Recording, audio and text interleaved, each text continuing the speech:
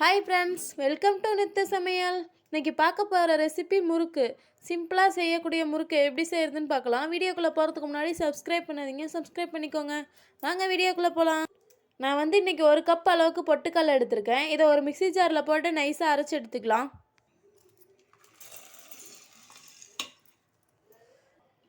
நல்லா நைஸாக அரைச்சி எடுத்தாச்சு.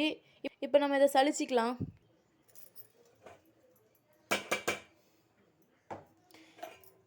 நம்ம எந்த கப்பில் பொட்டுக்கடலை எடுத்தோமோ அதே கப்பில் 2 கப் அளவுக்கு அரிசி மாவு எடுத்துக்கோங்க.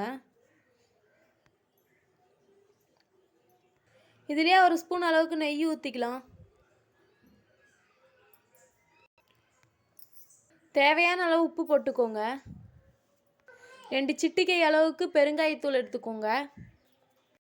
1/2 ஸ்பூன் அளவுக்கு எள்ளு போட்டுக்கலாம். எள்ளுக்கு பதிலாக நம்ம ஜீரகம் கூட போட்டுக்கலாம். இதை நல்லா கை வச்சு நல்லா பிசைஞ்சிக்கலாம். இப்போ இதில் கொஞ்சம் கொஞ்சமாக தண்ணி ஊற்றி நல்லா பிசைஞ்சு எடுத்துக்கலாம்.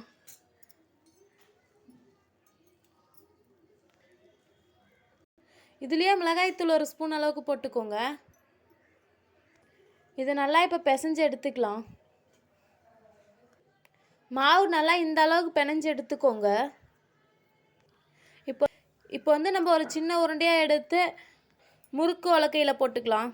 நான் இந்த அச்சு எடுத்திருக்கேன். உங்களுக்கு எந்த அச்சு பிடிச்சிருக்கோ அந்த அச்சில் போட்டுக்கோங்க. இப்போ நம்ம அச்சில் போட்டுக்கலாம். நல்லா இப்படி அழுத்தி விட்டுக்கோங்க. இப்போ நம்ம எண்ணெயில் விட்டுக்கலாம்.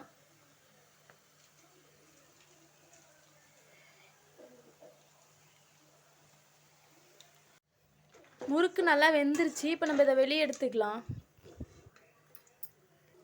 முறுக்கு ரெடி ஆயிடுச்சு. பாருங்கள், முறுக்கு நல்லா மொறுமொறுன்னு வந்திருக்கு.